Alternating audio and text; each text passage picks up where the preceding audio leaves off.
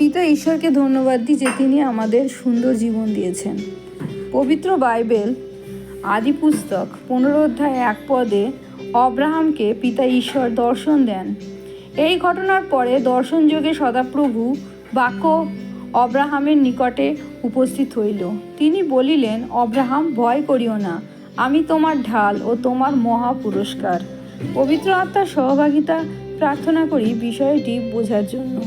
পবিত্র বাইবেলের যে সকল প্রতিজ্ঞা আছে, অব্রাহামের জন্য পিতা ঈশ্বরের যে সকল প্রতিজ্ঞা আছে, সকল কিছু খ্রিস্ট বিশ্বাসীর জন্য প্রযোজ্য।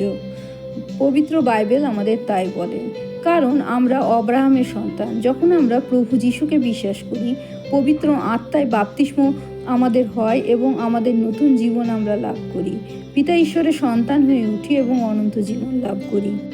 এই দর্শনের মাধ্যমে অব্রাহামকে পিতা ঈশ্বর বলেন তিনি অব্রাহামের ঢাল এবং তিনি আমাদেরও ঢাল ও আমাদের মহা পুরস্কার, যেমন তিনি অব্রাহামেরও মহা পুরস্কার। আমাদের জীবনে পার্থিব আমরা যা কিছুই লাভ করি না কেন, তা প্রভু যিশুর অনুগ্রহ।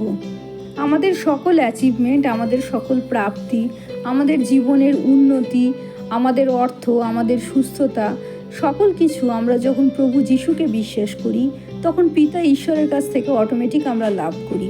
ঈশ্বরের সন্তান হিসেবে সেইগুলি আমাদের প্রাপ্তি, সেগুলি আমাদের পাওয়া প্রতিজ্ঞা, যা পিতা ঈশ্বর বাইবেলে দান করেছেন।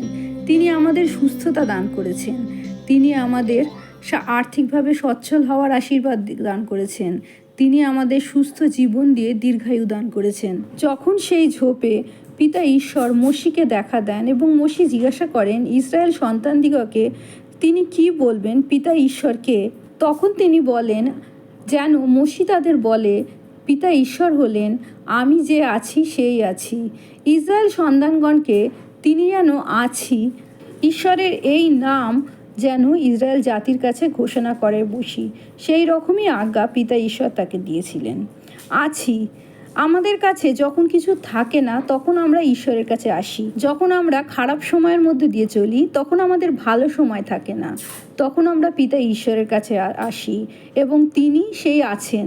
তাকে যখন আমরা গ্রহণ করি, তখন আমাদের কাছে সেই যে আমরা চাইছি যেটা তা আছে। পুরাতন নিয়মে পিতা ঈশ্বরের যে নামগুলি আমরা পাই, যেমন যখন আমাদের অভাব থাকে কোনো কিছুর, তখন পিতা ঈশ্বর আমাদের যোগায়। তিনি হলেন জিহোবা জায়রা। যখন আমরা অসুস্থ হই, আমাদের সুস্থতা যোগান জিহোবা রাফা, পিতা ঈশ্বর। আমাদের জীবনে যা কিছুই প্রয়োজন হন না কেন, তারই উত্তর হলো পিতা ঈশ্বর। তিনি আমাদের মহা পুরস্কার।